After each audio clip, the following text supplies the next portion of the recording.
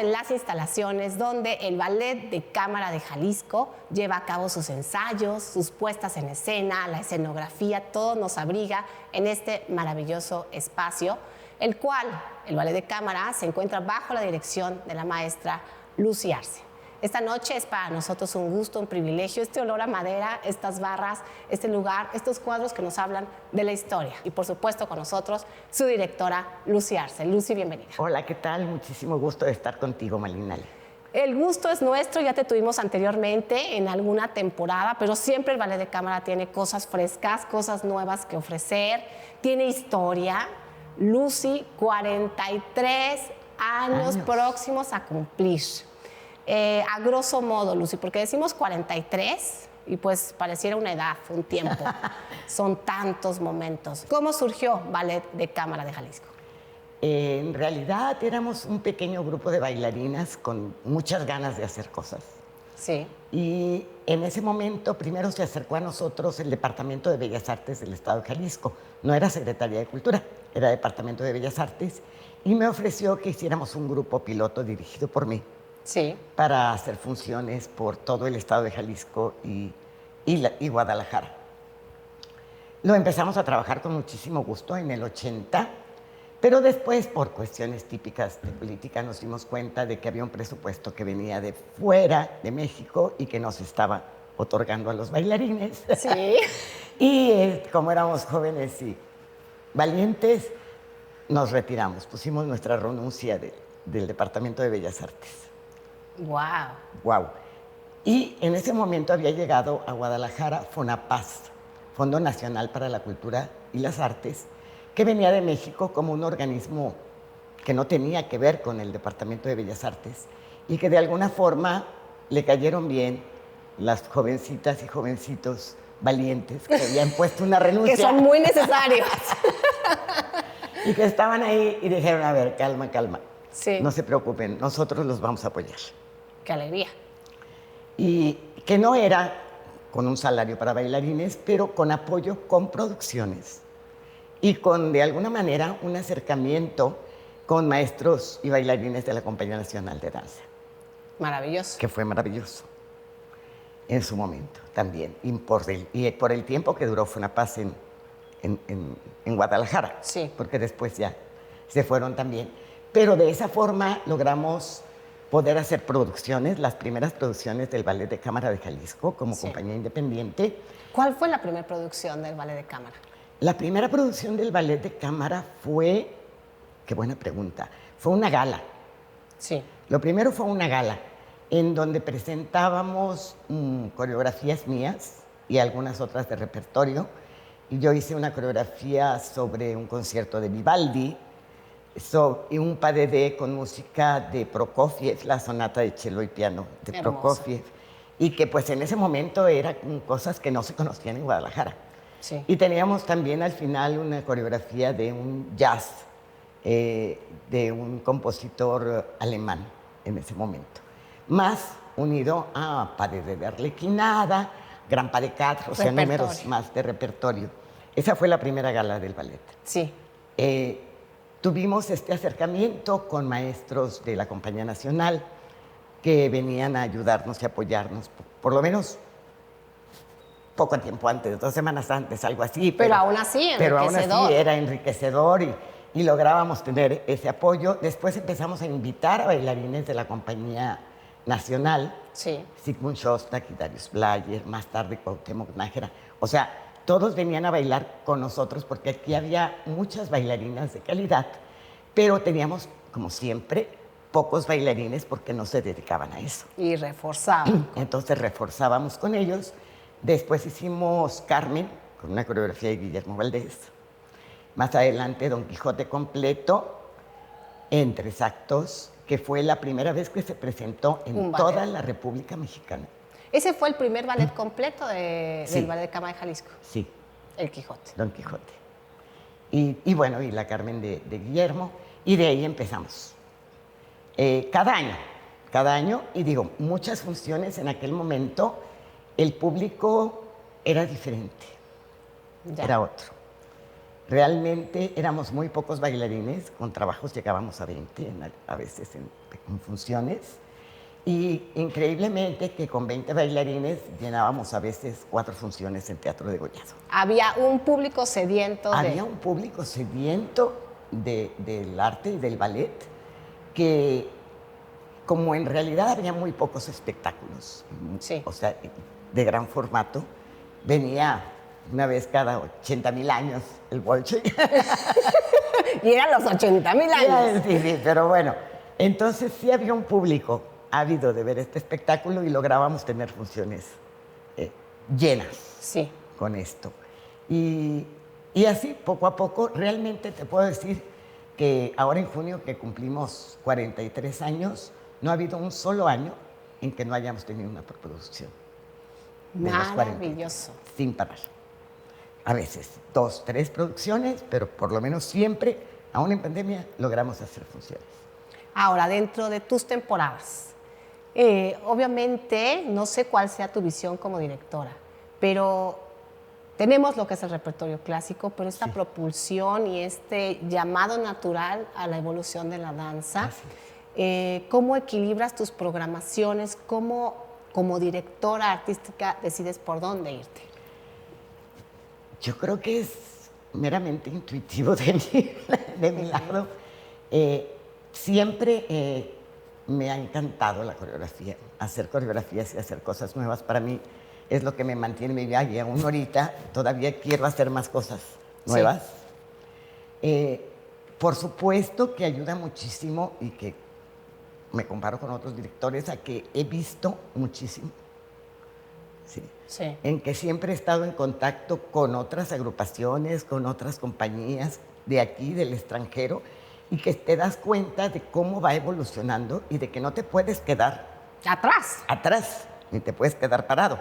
Cómo de repente te das cuenta que una coreografía que hace 40 años viste en Bellas Artes y que llorabas de la emoción de verla, la ves 20 años después y se ve vieja. Sí. Y eso es algo que yo siempre he dicho, no puede pasar. O sea, al mismo tiempo hay coreografías que siempre se ven nuevas. Sí. Entonces, como que tratar de que eso suceda, de que aún tus coreografías de mayor tiempo se mantengan frescas. Sí. Y que eso, pues es, uno, literalmente, no meterte en la cabeza que eres maravilloso. De entrada. De entrada. Sino saber que siempre puedes aprender y evolucionar. Ahora, ¿cómo en la experiencia de Lucy Arce mantienes una coreografía fresca? Porque, bueno, a lo mejor el público dice fresca, sí, pero ¿qué significa mantener una coreografía fresca? Uy, es algo muy, muy difícil de decírtelo, pero la forma de bailar, por supuesto que va evolucionando. Sí. Tanto técnicamente, como coreográficamente, como en la cuestión emotiva en la que los bailarines se van desarrollando con el tiempo. Sí.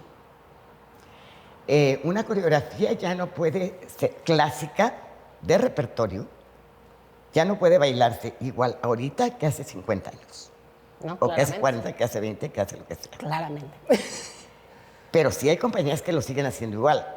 Sin embargo, pasa este choque, ¿no? Que estamos tiempo e historia. Sí. O sea, por un lado tienes que mantener la coreografía original, pero por otro lado la tienes que refrescar. Sí. Tanto en la forma de bailar, que en este momento es, yo creo que muy importante. Fíjate, Martí Gutiérrez, que tú conoces y que está ahora que lo queremos allá mucho. Y que lo quieres mucho, vino el año pasado y les dije, por favor, da clase a todos los muchachos aquí. Sí. O sea, y te das cuenta que cómo ha evolucionado el movimiento aún dentro de tu clase de clásico. Sí. En el trabajo, por ejemplo, del torso. De que ahora allá se usa mucho la curva y la expansión. Sí. Que esa curva no existía para nosotros en el ballet clásico. Sí. Y que cómo eso enriquece el movimiento de cualquier variación clásica. Todos esos detalles te van haciendo que veas las variaciones aún clásicas, pero con otros ojos. Y que puedas seguir evolucionando en la técnica y en la interpretación. El movimiento corporal mismo hace que se mueva la gente Hace que se mueva hacia la la gente. dimensión y tiempo correcto. Y tiempo correcto. Aún con la misma obra. Aún con la misma obra. Y que en las obras de repertorio completos, Film Algardé o Copelias o Cascanueces, que también siento que con los años se ha tratado en todas las compañías importantes de que la expresividad sea más realista. Sí, o mítica o aprincesada. Pero, con todo, más realista. Sí. O sea, el decir o el acercarte a un movimiento amoroso, a un movimiento cómico, tiene que ser mucho más teatral en lo realista. Sí. ¿Sí? Tratar de olvidar un poco todas aquellas historias de sí, mueres, no, cásate. Sí. Aquí. Sí. Aunque lo dejes, pero buscar esa forma en que tenga un acercamiento más claro al público. Que eso es lo que hace la conexión y que hace que el público quiera ir a una siguiente Claro. función porque lo siente suyo. Sí. ¿No? Tenemos próximamente Alicia en el País de las Maravillas. Hemos visto a lo largo de las diferentes producciones que hay como estos momentos mágicos, infantiles. ¿Por qué elegir Alicia? ¿O por qué no elegirla? ¿O por qué no elegirla? No, mira, realmente Alicia, la primera vez que lo monté, yo creo que fue como en el 2002, o sea, Sí. ya hace mucho. Yo siempre he buscado hacer ballets míos propios, desde, ¿qué te platico? O sea, desde los 80s, yo conjuntaba música que me gustaba y con eso hacía un ballet. Después me di cuenta que qué bueno que no nomás era yo, que era muy válido. Por ejemplo, Boris Seifman siempre hace eso con sus ballets. Sí, él no hace un ballet como su Giselle Roja buscando una partitura específica para Giselle Roja, sino que toma todo lo que le mueve en el cerebro para la coreografía de muchísimos compositores y los reúne. Ya. Y me di cuenta que yo estaba haciendo eso y que me encantaba hacer eso. Tan lejos y tan cerca. ¿Verdad? Y que me gustaba hacer eso, porque de repente hay músicas que te van platicando, a mí me van platicando la historia. Sí. Y ya con eso puedo hacer mi ballet. Por ejemplo, en Alicia hay música de compositores O sea, muy varios. a ti, tú, porque hay gente que trabaja al revés, ¿eh? Sí. La música es lo que te hace que sea. Y sí, y al mismo tiempo también. O sea, las dos cosas. Sí. O sea, yo busco una música que me hable y que me cuente la historia que estoy queriendo contar. Correcto. ¿Sí? Y en los detalles ya meto todo lo que la música me está dando. Esta necesidad creativa, que de alguna manera yo creo que es lo que define a un artista. Un artista para mí es aquel que habla de lo que sucede dentro de sí y de su Sí. tiempo. Porque un repositor probablemente o alguien que está nada más replanteando obras, Sí. hay algo que me falta. ¿Cómo es para ti? Estás hablando de una Alicia en el País de las Maravillas, pero a lo mejor ya más adentro de asuntos personales, ¿tú has llevado alguna situación de tu vida personal a la escena sin decirlo? Ay, yo creo que sí. Sí. Yo creo que O sea, sí hay. posiblemente sí. Por ejemplo, Crystal posiblemente Pite sí. es una coreógrafa bueno, que maravillosa. tiene una,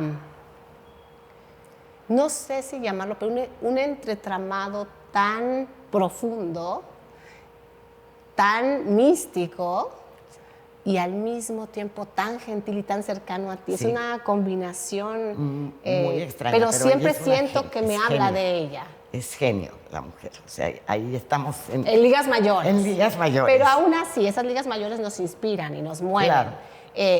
Tú, en tu caso, has buscado contar tu propia historia, tu propio sentir de algo. No tanto como contar mi propia historia, pero sí el cómo expresas sentimientos y emociones reales.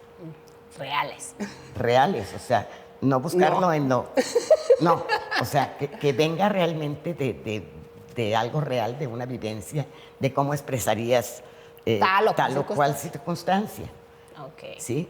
Y que, bueno, en eso, pues coreografías como más serias, Sí. o sea, como La Noche de los Mayas o Carmina Burana, La noche de los mayas divina. ¿sí? En la que sí puedes darte este lujo de pasar tus emociones y sentimientos mucho más adentro. En un ballet como Alicia o como El gato con botas, yo siempre lo que busco es mi lado divertido y hasta dónde llevarlo al extremo. Y de repente digo, ¿y cómo se me ocurre tanta tontería? Pero ¿cómo me divierto? Pero ¿cómo me divierto? Y tratar de divertirte, porque si tú no te diviertes haciendo... ¿Cómo lo haces para ¿Cómo afuera? lo haces para afuera? Claro. El Ballet de Cámara de Jalisco siempre ha estado, y todo el país, todo México, en algún momento nos tocó esta gran maestra Ramona de Sá. Por supuesto. Todos la conocemos en el medio como Cheri.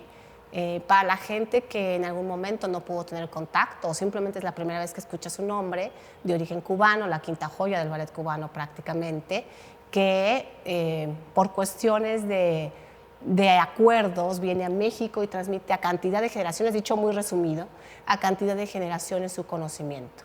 Aquí hay mucho de esa historia. ¿Qué significó para esos inicios recibir a una personalidad como la maestra Ramona de Sá? Realmente yo estuve yendo a tomar clases de metodología con la maestra Ramona a Cuba. En Cuba. Sus mejores alumnas éramos la maestra Angélica Klein y yo, porque éramos las tercas.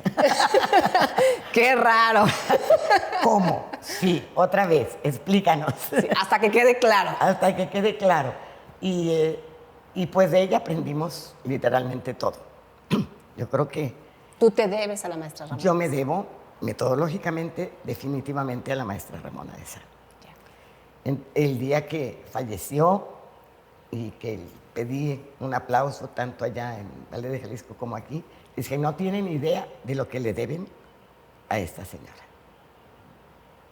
Yo creo que todos en México le debemos, bueno, y en toda América. Sí. Ahora, la maestra Ramona, yo tuve el honor de verla en clase, pero además el honor de tenerla en el programa. Se le hizo un programa especial en su momento, mucho antes de que aconteciera su reciente partida.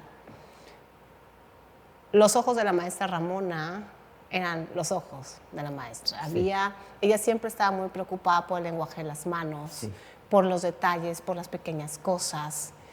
Hoy en día vemos producciones, no solo en México, sino a nivel mundial, en donde realmente lo importante es cubrir las fechas, Sí. o cubrir la temporada, o si había 3 ballets programados, es un decir, pues tiene que haber 10 porque hay que vender o hay que tener 5. ¿Cómo acontece en ti siendo formada por este detalle de la mano, este decir algo más y no solamente extenderla, sino realmente quererte dar algo más? Y con estos tiempos como tan ajetreados en donde tiene que suceder todo rápido y además generar. Sí. ¿Cómo lo vive Lucy Arce este contraste? Es realmente muy difícil lo que estamos viviendo en este momento de la rapidez, Sí. ¿no? Del que todo se tiene que dar en un momento y de que para los jóvenes es muy, muy difícil ahorita mantener su atención. Un tiempo largo. Un tiempo largo. Entonces dices, o sea, qué difícil. ¿Cómo transmitir Sí. lo que realmente es el amor de la danza y el amor del arte y del movimiento?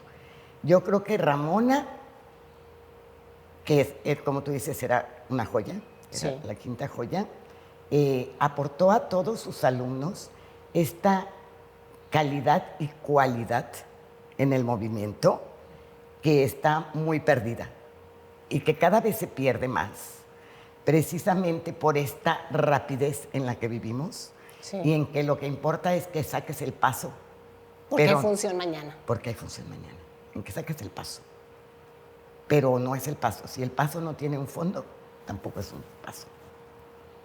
¿Tú considerarías, hoy en día solo hablando de la danza clásica. Sí. Porque, bueno, la danza está evolucionando. Claramente tenemos un Royal Ballet, un English National Ballet incluso, que el English se caracteriza mucho por tener su repertorio clásico muy puntual. Sí. Yo siento en lo personal que el mundo del ballet específicamente se ha visto un poco mermado por esta velocidad. Un bailarín lo tienes en 8 años, cuando que a lo mejor en otras ramas pues ya vamos acortándolo a 5, a 4, a 6, ¿no? Y entonces esos dos ya no hubo el tiempo de la mano, ya no hubo tiempo de la mirada. Y esto trae como resultado ver bailarines burocratizados o bailarines cumpliendo para un sueldo. Sí. Es un poco fuerte decirlo, pero me ha pasado verlo. Y salgo de la función triste, ¿sabes? Porque como bailarina y como público, yo sé que eso no es. Falta. Que Sí. eso no es. Que algo te falta. ¿Tú consideras que esto podría ser un factor en el cual a lo mejor el público no puede conocer, pero sí siente? Sí. Entonces, es un factor que pueda ir alejando al público. O sea, esta rapidez de producción, esta rapidez de hacer sin ser. De hacer sin ser. Tendría a lo mejor algo como consecuencia que también se vaya perdiendo el gusto de los públicos por este arte. Yo creo que sí se ha perdido. Sí se ha perdido, se ha pasado. O sea, vemos menos público interesado en ballet, ópera, teatro, sí, etcétera. Y pero hay que acercar al público que nunca ha estado ahí. Y yo es que no sé de ballet, es que no importa si sabes o no sabes. O sea, ¿qué sentiste a la hora de verlo? Si esa función no te dejó nada, no sentiste nada, bueno, no es lo que no es lo que debes de ver para acercarte. Ahora, para que el público sienta, el bailarín tendría que sentir. Tendría que expresar y yo lo busco muchísimo. Sí. Desde chiquititos con los estudiantes o hasta con los grandes profesionales. Ahora, antes se decía mucho, es que el ballet, el tutú cuesta tanto, las zapatillas son caras, es un arte muy sofisticado, no accesa a toda la gente a eso. Sí. Eso era como, ahora ya es como un poco más mito que leyenda, porque si bien es caro, hoy en día puedes bailar descalzo. Sí. Hoy en día puedes tener un lenguaje corporal con unos calcetines puestos. Claro. Y no necesitas comprarte las zapatillas de marca de 3,000 pesos. Entonces, ¿cómo tú encontrarías o cuál sería tu propuesta, digamos, poniéndote en una situación en la cual tú pudieras proponer, porque sí lo puedes hacer en ballet de cámara, pero vamos a dejarlo abierto, sí, en el cual encontrar esta media en donde sí generamos nuevos públicos, pero estos nuevos públicos se generan a partir de una sencillez en la danza? Por supuesto que una sencillez en la danza también funciona y también acerca al público. O sea, lo que te acerca al público es la emoción, sí, que puedas generar en él. Sí. O sea, si no generas nada, pues no lo vas a volver a acercar. No viene.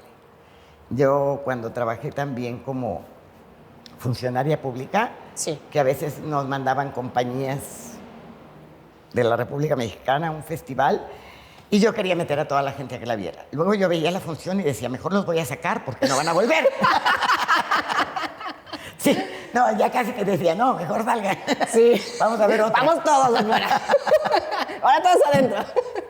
Sí. Porque, o sea, es tan importante que esa primera visión de la danza o del arte te acerque y te atrape. Sí. Como el hecho de que ni te acerca, ni te atrapa, ni te gusta y no pasa nada. Y no pasa nada. Y entonces, pues no vuelves. Entonces yo creo que es mucha responsabilidad de maestros y bailarines. Ahí sí no tenemos público. Pues busca cómo generarlo. Sí. Busca dar la emoción y el trabajo intenso para que ese público regrese. Sí. Y aparte hable bien de lo que vio. Ballet de Cámara de Jalisco. Viene un cierre para todos en México. Bueno, a mí, yo nunca he sido, ni seré funcionaria pública, ni he tenido un cargo, ni lo quisiera tener porque me parece una responsabilidad gigante, pero sí me inquieta la parte de la cultura. O sea, sí quiero lo mejor para el aspecto cultural. Tú tienes ahora un cierre administrativo. ¿Cómo cierra esta gestión tuya, esta parte tuya? ¿Cómo dices, cómo tú consideras, has estado ya en una segunda administración, tuviste la experiencia de una primera? ¿Con qué gozo interno Lucy entrega esta administración? Mira, realmente, o sea, piensa, tengo 43 años en esto. Ayer. Recuerda que somos un haz de luz relativamente estable en el tiempo según Einstein, entonces dejémoslo ahí. Realmente no pienso en cierres. Si lo pensara, a lo mejor ya no estaría en esto. Muy buena respuesta. Muy buena respuesta, claro. No pienso en cierres. Yo siempre sigue. Que la danza es movimiento. Continúa, es movimiento. La danza es movimiento. Lucy, la parte docente. Porque, bueno, antes de ser directora, antes de tener un cargo, antes de cualquier cosa, eres bailarina, eres una artista. No importa, porque recuerda que somos un haz de luz relativamente estable en el tiempo, es que siempre podrá haber un gesto, un movimiento. Los niños hoy en la danza clásica, también dentro de esta inmediatez, sí, pero a la vez el mantenerlos frescos, pero a la vez el mantenerlos con ese punto esencial. El maestro del 2024. 4 ingredientes que necesitaras, según tú, para poder transmitir. Ay, qué difícil, ¿eh? Realmente, tremendo. Cada año más difícil, sí, con los niños, cada año más difícil con los adolescentes. Sí, así ¿Cómo te acercas a ellos y cómo logras que amen? Eso es lo importante. Sí. Que amen la danza, que amen el arte. Sí. Ese es el meollo punto, del asunto. El meollo del asunto.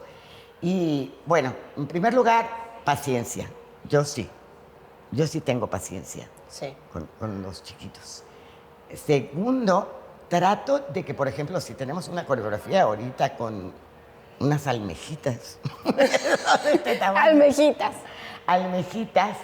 No solo que lleguen, ensayen, hagan su paso, bla, bla, bla, sino siempre hay un momento en que la reúno y les platico un poquito. A ver, alguno lo pescará.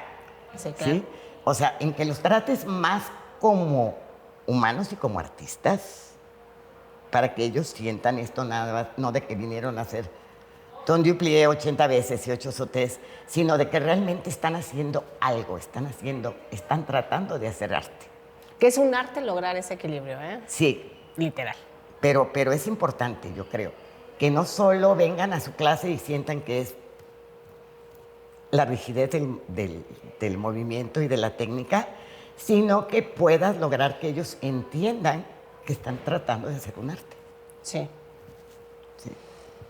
Bueno, ahí sí que la creatividad, la condición, la forma de comunicar, el cómo te vayas, te acerques, hará la enorme diferencia. Lucy, hoy estamos en Ballet de Cámara de Jalisco, pero estamos en alguien que ha hecho danza, que ama la danza, que es una apasionada de la danza. Yo estoy aquí, no porque sea únicamente el Ballet de Cámara de Jalisco, estoy aquí por ti, porque creo en lo que has hecho a lo largo de este tiempo, porque seguiremos muy de cerca lo que hagas y porque esa pasión y esa energía y ese decir, sigo aprendiendo y sigo creando y sigo moviéndome, hace que nosotros nos sumemos, porque además el programa se llama La Danza de la Vida. Claro, sí, por supuesto. O sea, tú atinaste el nombre perfecto para tu programa. Es una condición, ¿no? Sí. Y verte tan viva, tan presta, tan ahí, creo que es de reconocerse. El programa te lo reconoce, te lo suma, te lo aplaude, así como te aplaudimos en su momento del anterior aniversario en Bellas Artes, que por cierto llegué yo, tengo que contarles aquí entre nos, fui la fecha equivocada, fui un día antes, pero como era la maestra Lucía Arce, también fui al día siguiente. Bueno. Breviario cultural. Sí. Lucy, manténnos informados de lo que continúa. No se pierdan, por favor, invita a tu público a tus próximas funciones. Sí, estamos listísimos preparando Alicia en el País de las Maravillas para este 13 de junio y esperamos que nos acompañen porque se van a divertir muchísimo. Es este tipo de ballet que está hecho para eso, para que la gente se acerque porque se va a divertir y se va a emocionar. No se pierdan Alicia en el País de las Maravillas, próximamente 13 de junio. ¿En qué teatro estamos hablando y a qué hora? Estamos en el Teatro Diana a las 19 horas. Teatro Diana a las 19 horas, ahí estaremos. Luce, muchísimas gracias a ti, muchísimas gracias al Ballet de Cámara de Jalisco por recibirnos en su recinto. Y nos vemos, ahora estamos en el podcast de La Danza de la Vida también, que se estrena todos los lunes a las 7 de la noche. Nos puedes ver por La Jornada Morelos, por TVO Televisión Veracruzana, canal 41 y 80. Y ahora también el podcast, si no te da tiempo de verlo, lo puedes escuchar mientras vas manejando. Lo tenemos en Apple Store y también lo tenemos en Spotify sin ningún costo, no tienes que inscribirte, es cultura para todos, es cultura para ti. Muchas gracias por acompañarnos y nos vemos en el próximo episodio de tu programa, La Danza de la Vida. Gracias. Muy buenas noches.